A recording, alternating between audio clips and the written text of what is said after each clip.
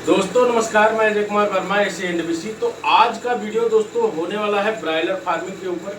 और इस वीडियो में मैं आप लोग को बताने वाला हूं दोस्तों कि अगर आप नए हैं ब्रायलर फार्मिंग में और आप आना चाहते हैं इस बिजनेस में, तो आप जो शेड बनाने जा रहे हो दोस्तों वो कैसे बनेगा, इसके ऊपर बात करेंगे। और किस प्रकार से अगर आप शेड बनाते हो दोस्तों तो ज़्यादा मजबूती होगा। साथ ही साथ में दोस्तों आप लोग को ये बता दूं कि जो फार्म का लाइफ डिपेंड करता है दोस्तों, वो डिपेंड करता है आपके जो आप उसके अंदर सामान लगा रहे हो, जैसे कि आपका ये हो गया, पिलर हो गया, पाइप हो गया, पतरा हो गया, इन सारी चीज़ों पे। नमस्कार, आओ आओ। और क्या है, कब आए हो? आपको करो मैं सर। ठीक है, बस 5 मिनट रुक जाओ भैया, आ के मिल रहे हैं। ठीक, बैठो उधर। यहाँ ठीक। तो दोस्तों मैं आज आप लोग को इन सारी चीज़ों के ऊपर बताने वाला हूँ। सबसे पहली चीज़ दोस्तों, कुछ हमारे फार्मर भाई हैं, मैं आपको बता दूं दोस्तों कि जहाँ भी मैं काम करने जाता हूँ वहाँ जब फार्म बनाने से पहले जैसे कुछ लोग गलती करते हैं दोस्तों, कुछ फार्मर भाई ऐसे हैं कि वो जा करके देखते हैं कि यार एक बंदा है जिसका फार्म बना हुआ है, और वो फार्म जो बना हुआ है दोस्तों वो एक लगभग पिछले 3-4-5 सालों से चल रहा है, जबकि उसके यहाँ पे लोहा तो उसने बहुत 14 केजी, 12 केजी, 6 केजी के तक पाइप को इस्तेमाल किया है कैंची वगैरह में। तो दोस्तों वो डिपेंड करता है कि आपका जो शेड है वो हवा के किस मतलब झटके पे आएगा। जैसे मान लीजिए दोस्तों कि आपने जो शेड बनाया है वो एकदम इस प्रकार से खुले जगह में है, जहां पर ना हवाएं अगर चलती हैं जरा सा भी तो तेज अटैक होता है, यानी कि वो आंधी में सबसे ज्यादा अटैक आपके फार्म पे होगा, उस जगह का जो फार्म होता है। और साथ ही साथ में दोस्तों उस जगह का जहां पर बहुत सारे पौधे लगे हैं, गांव के आड़ में है, तो वहां पे क्या होता है कि जब आंधियां चलती हैं दोस्तों तो कम अटैक होता है। तो इस तरह इस चीज का भी ध्यान रखो। देखो भाइयों, आप लोग पैसा जो लगाते हो ना फार्म में, वो सिर्फ और सिर्फ एक बार लगाते हो, ना कि बार बार पैसे लगाने की जरूरत है। जैसे अभी मैं एक बात बताऊं दोस्तों, अभी एक बंदे ने मुझे बुलाया था, मैं गया उनके यहाँ देखने के लिए। तो उनके यहाँ क्या हुआ है कि ओपन सेट चला रहे हैं दोस्तों, और फार्म बहुत बड़ा नहीं है, 2500 बच्चे का सिर्फ फार्म है। उनका नाम मनीष जी है। उनके फार्म में दोस्तों उन्होंने जो ये होता है ना अपना, जैसे हम आपको बता रहे हैं, ये जहाँ पे मिलता है इसमें बिना कैंची का, यानी ये जो लगता है ना दोस्तों जिस पे हमारा पतरा चढ़ता है, ऊपर पर्लिंग होती है ना, तो इस पे क्या किया है उन्होंने कि यहाँ पर्लिंग मारा, यहाँ पर्लिंग मारा, यहाँ पर्लिंग मारा, और ये ना बिना सपोर्ट के, यानी इसके नीचे अगर आप खमिया खड़ा करते हो तो इसकी मजबूती बढ़ जाती है। लेकिन अगर आप इसके नीचे खमिया नहीं खड़ा करते हो, सिर्फ एक ही लगाते हो, तो शुरुआत के दिनों में जो बंदा बना रहा है ना, जिसको अनुभव नहीं है, वो तो आपको बता देगा कि भैया बन जाएगा यार, कम में बन जाएगा। लेकिन दोस्तों वो तो बना के निकल जाएगा, रहना उसके अंदर आपको है, आपके मुर्गे को है। जब जैसे दिन बढ़ते जाएंगे और लोहा जो होता है ना, लोहे का टेम्पर कम होगा, और आप जैसे ही कुछ भी काम करने के लिए पतरे के ऊपर जाओगे दोस्तों, तो ये जो चीज है ना भाई, ये जो चीज है ये क्या होगा, यहाँ पे ना सपोर्ट होने की वजह से जैसे ही यहाँ बीच में आओगे ये लप जाएगा, और ये टूट ऐसे धड़ाक से टूटेगा नहीं, लेकिन ये लपेगा, और जैसे ही लपेगा दोस्तों आपके पतरे क्रैक हो जाएंगे। फिर आपको नीचे से लकड़ी का सपोर्ट यूं डालना पड़ेगा इसमें। तो ये सारे थोड़े से पैसे के लिए दोस्तों ऐसा ना करें। इसके बाद मैं आप लोग को बताना चाहता हूं दोस्तों, यहाँ पे आप लोग देख पा रहे होंगे, अगर जैसे जो फार्म बनते हैं ना, इसके अंदर जो एक कैंची लगती है।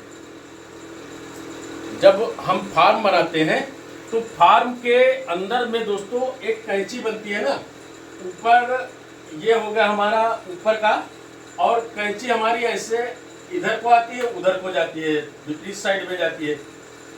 तो ये जो कैंची होती है ना, ये कैंची आप लोगों को कभी भी कमजोर नहीं बनाना है, क्योंकि दोस्तों कैंची में क्या होता है, बीच में यानी कैंची का जो भाग होता है, आधा इधर से आधा इधर से, तो यहाँ पे हमें सपोर्ट तो देना नहीं होता है। इसलिए दोस्तों हमेशा जो नीचे का पाइप होता है, वो पाइप आप लोगों को हैवी पाइप देना है। 15 केजी तक, 16 केजी तक ये पाइप लगा दो। बीच का जो ये भराई होता है ना कैंची के अंदर, जैसे जिगजैग स्टाइल में जो भरा जाता है यूं यूं करके, वहां पे जो कातरा लगता है ना, वो कातरा यानी कि जैसे अभी मान लीजिए, ये मैं आपको समझाने की कोशिश करता हूं, यहाँ पे आप बिठा रहे हो, तो कुछ मिस्त्री क्या करते हैं, इसको सीधा सीधा कटिंग करते हैं पाइप को। अब जब सीधा कटिंग करोगे तो ये यूं रहेगा, यानी ये भाग जो है यहाँ टच नहीं हो पाएगा, तो इसकी मजबूती कम होगी। ये ना कातरे में कटता है, ये इस शेप में कटेगा, फिर इसके ऊपर आकर के पूरी तरीके से बैठ जाएगा। तो इस प्रकार से इन बहुत सारी चीजों का ध्यान रखना होता है दोस्तों। और मैं बताऊं कि जब हमारे नए फार्मर भाई होते हैं दोस्तों, मैं उनके यहाँ जब फार्म बनाने जाता हूँ, तो सबसे पहले मिस्त्री को मैं यही समझाता हूँ, वहाँ का डायरेक्शन देखता हूँ कि हवाएं किस तरह से अटैक करेंगी इस पे, वो चीज पहले क्लियर हो जाए कि भाई किस जगह पे खुला है, तो कितना खुला है, कहाँ से हवा आएगी, सीधा अटैक करेगी।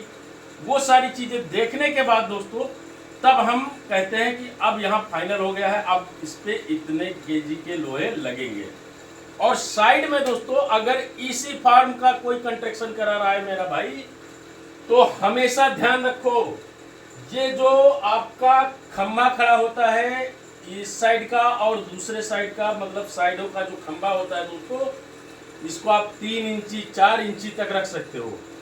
जिस तरह से आपकी लंबाई बढ़ती जाती है, दीवार के भरोसे ना रहो, खंभा जरूर लगाओ दोस्तों।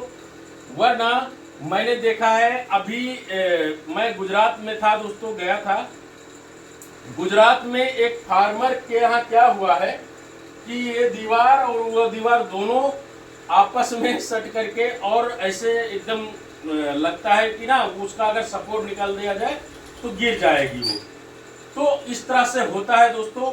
और लाओ पोस्टमास्टर आ रहे हैं, आई थे। तो ये चीजें बहुत जरूरी है सभी फार्मरों के लिए। और दोस्तों इन सारी चीजों का आप लोग ध्यान रखिए। आज एक्चुअली मैं ऑफिस पे ही रहने वाला हूँ दोस्तों, क्योंकि आज संडे है।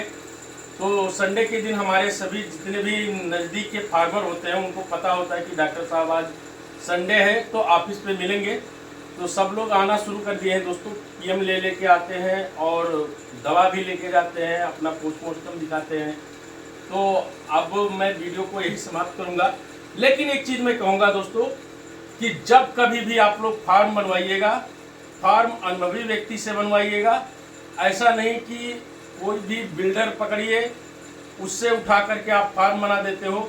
जिस तरह का जो फार्म होता है दोस्तों, ये फार्म जरूर नुकसान देता है आगे चल करके, और जिसकी वजह से हमारे फार्मर भाइयों को बहुत ही तकलीफ का सामना करना पड़ता है।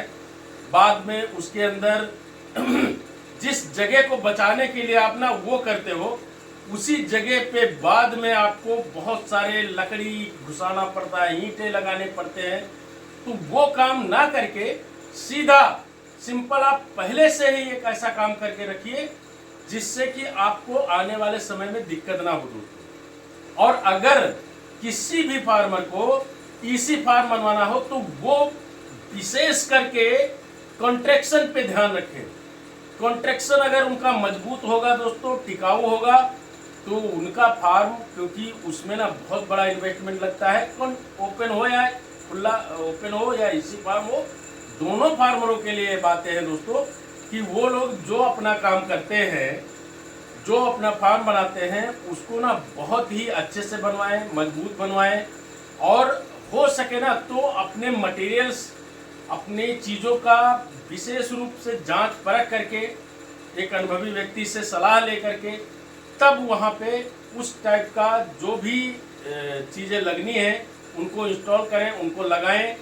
नहीं तो आने वाले समय में दोस्तों ये देखा गया है कि देखते ही देखते फार्म ढह जाता है और उसमें हमारे फार्मर भाइयों का चूजा सहित उनको भी क्षति पहुंचती है। चूजे का भी बहुत ज़्यादा नुकसान होता है।